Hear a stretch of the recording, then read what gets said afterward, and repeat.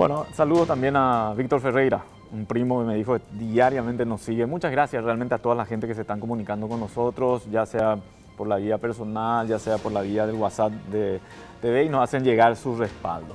Yo les decía, vamos a hablar de dos casos criminales que se registraron en el país, porque todos los días tenemos que hablar de esto, y uno de ellos tiene que ver con lo ocurrido anoche en el barrio Calle I de San Lorenzo, donde fue víctima un veterinario de nombre Carlos Emanuel Ortiz, de 27 años. Allí lo estamos viendo en imágenes a Carlos Emanuel Ortiz.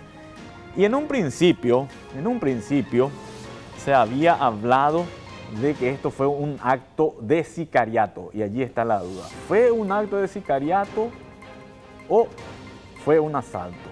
Las imágenes tal vez nos ayuden a dilucidar esto, y de hecho están siendo utilizadas por los investigadores para intentar por lo menos conocer el motivo que lo llevó o que le costó la vida a esta persona. Y estamos viendo el momento en que se acercan los asaltantes a la víctima, se acercaron a bordo de una motocicleta, encararon a esta víctima, la víctima reaccionó, le intenta perseguir la víctima a uno de ellos y ahí le disparan. Entonces, ahí vemos que está cayendo ya la víctima. Esto, recordemos, ocurrió en el barrio Calle I de San Lorenzo. ¿Por qué se habla de un atentado? Ahí estamos viendo cuando están ya circulando los asaltantes, están huyendo del lugar del hecho. Y yo les decía, ¿por qué se habló en un principio de un atentado? Porque la mamá de la víctima dijo, mi hijo venía recibiendo amenazas cuyo contenido o cuya motivación desconocemos. Entonces, en principio la policía lo manejó como un acto de sicariato. Pero ¿qué ocurrió? Intervinieron los especialistas, los investigadores, ingresaron a trabajar los agentes de la división criminalística y por ejemplo, detectaron que el disparo lo hicieron con un revólver calibre 32, muy poco utilizado para casos de sicariato, sino más bien para delitos comunes. Y luego, verificando estas imágenes, observando la forma en que se registró el hecho, vemos que los asaltantes se acercan a esta persona, a la víctima. Estamos hablando de Carlos Emanuel Ortiz, y al parecer le piden o le requieren o le ordenan a que entreguen algo. Se resiste, se le abalanza encima y allí ocurre el asesinato. La suposición está en que le habría pedido, o los asaltantes le habrían pedido a Ortiz que entreguen el bolso que entregue el bolso que tenía consigo, o algún celular o billetera. Se resistió y eso le termina costando la vida a este joven veterinario. Recordemos que tenía solo 27 años. Ortiz, ahí estamos viendo nuevamente las imágenes de ese criminal hecho. Ortiz, tras el atentado, intentó pedir ayuda, pero justo le tocó una zona desolada y se llevó mucho tiempo hasta que alguien pudo auxiliarlo y lo llevó hasta el hospital de Calle I, pero ya no hubo posibilidades de salvarlo. Lo concreto es que lo primero que se dijo la madre, él estaba recibiendo denuncias, es una cuestión que estaba recibiendo amenazas, perdón, es una cuestión que se está investigando, porque si recibía amenazas también hay una situación anómala en todo eso. Pero lo siguiente que detecta la policía es que aparentemente fue un caso de motochorro, que no es menos grave tampoco. A partir de ahora, simplemente o lastimosamente, lo único que resta es tratar de dar con los criminales, porque ya no se va a dar la vida, o ya no se le va a recuperar la vida a esta persona. Lastimosamente es así, esa es la realidad, y entonces está esa encrucijada de conocer cuál fue realmente el hecho que detonó en esto. Y no se puede descartar tampoco, porque no vamos a decir que fue un acto de motochorros y que no tuvo nada que ver con la amenaza. Se pudo haber confundido o se pudieron haber mezclado de propósito las dos cosas. Intentar hacer aparecer como un asalto en realidad lo que fue una orden de ejecución de determinada persona. Muchas cosas que hay que investigar y que hay que dilucidar, pero que lastimosamente forma parte ya de un nuevo hecho criminal que también ocurre en el área central. Hace un rato decíamos solamente en Pedro Juan Caballero, o damos a entender solamente en Pedro Juan Caballero, parece que ocurre en este tipo de situaciones, y lastimosamente no.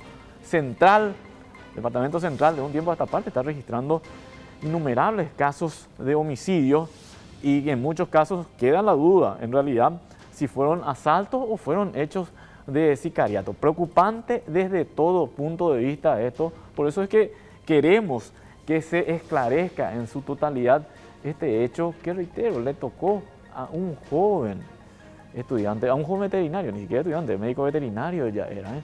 Le cortaron la vida a los 27 años y sumamos lastimosamente la lista de gente que pierde a sus familiares. Y las cámaras quedan para el registro, para poder seguir investigando. ¿Qué le voy a decir? Parece que somos muy pesimistas, ¿no? Está bien, tenemos las cámaras y por lo menos eso nos permite, peor hubiera sido que no tengamos las cámaras, pero la reacción es lo que nos está preocupando. Si vamos a tener cámaras, habría que tener también un grupo de reacción como para que la gente de inmediato pueda acudir y no 24 horas después intentar entender si primariamente, como le estaba diciendo, fue un acto de sicariato o fue un asalto. Vamos a ver qué va a pasar en este caso. Ojalá se esclarezca, ojalá que los criminales también vayan a parar a prisión, pero esto ya no va a evitar que una familia nuevamente esté llorando por la pérdida de un ser querido, tal cual es lo que ocurrió anoche en Calle I de San Lorenzo. Y si eso ocurrió en Calle I, también en otro sector, específicamente en Capiatá, en la colonia Thompson, casi a la misma hora ocurría otro hecho. Lo estamos viendo en imágenes, estuvo allí en la cobertura nuestro equipo de guardia a cargo de Rodolfo López. Esto ocurrió en el barrio San Miguel de la colonia Thompson, aproximadamente a las 20 horas. La víctima fue Michelle Agdón Jara Rotela, de 31 años. ¿Quién es Michelle Agdón Jara Rotela? Y era un joven que estaba circulando a bordo de su motocicleta Kenton GL 200, año 2019, y se dirigía a su vivienda. En el camino, cercano ya a su vivienda, se le acercaron dos motoasaltantes que le intentaron despojar de su biciclo y él se resistió, lo que causó el enojo de los malvivientes. ¿Y cómo reaccionaron estos malvivientes? Allí es la parte criminal que siempre condenamos de estas personas. Le dispararon. Uno de ellos casi le impactó, de refilón se le fue en la cabeza, a la altura de la cabeza, y otro en el tobillo izquierdo. Después los maleantes, o los motochorros, en este caso, se dieron a la fuga. Y de milagro, hay que decir que Michelle Agdón Jara Rotela no murió. Lo llevaron de inmediato al hospital del INPS Central y a estas horas se encuentra fuera de peligro. Dos casos que le estuvimos señalando, dos casos que estuvimos compartiendo, dos casos que se dieron en horas de la noche de ayer, ya entre las 20 y las 23 horas básicamente ocurrieron estos hechos. Ni siquiera estamos en condiciones de decir que no fueron las mismas personas, quién sabe, porque uno de ellos ocurrió en Calle I, otro ocurrió en la colonia Thompson. No hay mucha distancia entre ambos lugares y tuvimos dos víctimas, una con suerte y otra que ya no puede contar lastimosamente lo que ocurrió. Los asaltantes se encuentran prófugos, los criminales, sería la palabra exacta, porque también condenamos este tipo de situaciones, estas personas que atacan sin piedad y posteriormente, cuando son detenidas, buscan hacer relucir todo tipo de derechos, que está bien, está establecido en el ámbito legal, pero uno cuando ve esta serie de situaciones y uno cuando le toca vivir sobre todo, mucho del razonamiento no se puede dar con relación a este tema. Otro punto que queremos compartir, con el permiso del productor Blas López, también tiene que ver con lo que seguramente después ya vamos a estar, si se va a ampliar en el noticiero central, estoy seguro de eso, con la decisión de la Cámara de Senadores y posterior refrendamiento del presidente Mario Abdo Benítez de contar con una nueva ministra de la Corte Suprema de Justicia. Estamos hablando de Carolina Yanes, que va a pasar a ser la novena integrante del máximo tribunal. Recordemos que ella está en la Secretaría Nacional de Bienes Incautados y Comisados. Bueno, estaba ya porque ya está el decreto de nombramiento de nueva ministra de la Corte Suprema de Justicia, pasa a llenar un cupo de la mujer también, dicho sea de paso, que había perdido la Corte en su momento cuando Alicia Pucheta de Correa fue nominada como vicepresidenta de la República durante el gobierno de Horacio Cartes. Y hoy la Cámara de Senadores tomó esa decisión y ya la refrendó de inmediato el presidente de la República, Mario Abdo Benítez, de nombrar a alguien de confianza, porque es de su extrema confianza Carolina Yanes para el cargo de ministro de la Corte Suprema de Justicia. Y eso seguro lo vamos a estar hablando a partir de las 19 horas con Javier Panza, quien ya se encuentra acá con nosotros. ¿Qué tal, Javier? ¿Cómo te va? Muy buenas noches. Hola, Osvaldo. ¿Cómo tenés razón? Porque sí, vamos a abordar la designación de Carolina Yanes y todo el contexto político que hizo que efectivamente ella sea elegida por Cámara de Senadores, y ya horas después nada más Osvaldo, el presidente de la República, ahí como ves en imágenes, en los jardines de Mburuvicharoga, ya estuvo firmando el decreto que da el acuerdo constitucional. Los memes, Osvaldo, no se hicieron esperar de querido diario, querida agenda, ¿verdad? Como en la época de Cartes. Bueno, ¿sabías que Carolina Yanes comenzó como dactilógrafa en el Poder Judicial cuando tenía 19 años, Osvaldo?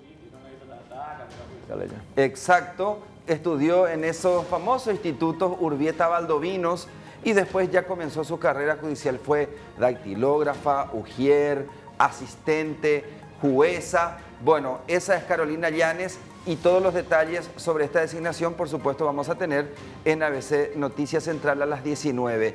Y, por supuesto, un pedido para revocar la libertad ambulatoria sobre el diputado Ulises Quintana ya aparece también. Osvaldo, la magistrada, la jueza Magdalena Narváez, admitió que ella reconoció como garantía un inmueble que está embargado. Así mismo, Javier, reconoció que un inmueble que ya se había utilizado, que ya se había dictado embargo sobre él en este proceso, fue utilizado como fianza real para que Ulises Quintana recupere la libertad. ¿Cómo son las cosas, Osvaldo?